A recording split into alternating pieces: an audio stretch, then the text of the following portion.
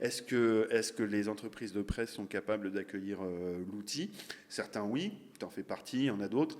Et puis d'autres, bah, ça va demander un peu plus d'efforts, un peu plus de challenge. Donc évidemment, ça a été utile de voir un peu tout ça.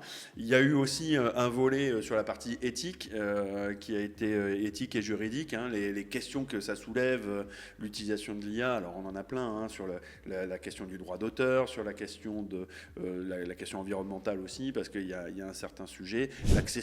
L'accessibilité aux outils, parce que ça coûte quand même un petit peu d'argent et que bah, c'est des outils étrangers, donc principalement américains. Donc en Tunisie, il y a un défi par rapport à tout ça. Il y a un coût qui est réel, qui peut peser sur les structures. Donc ça, c'est évidemment aussi un contexte dans lequel il a fallu naviguer. Et puis le troisième point, c'était un peu la question de la formation et comment on allait un peu vers le futur, l'innovation, la manière d'implémenter tout ça. Et donc là, effectivement, sur l'aspect formation, on s'est rendu compte qu'il y avait quand même un tissu assez intéressant en Tunisie de ce point de vue-là. Vous avez pas mal d'ingénieurs, de gens qui sont, de jeunes qui sont... Excellentes compétences. C'est ça, ouais, hein, qui sont très versés dans la tech et qui savent manipuler les outils.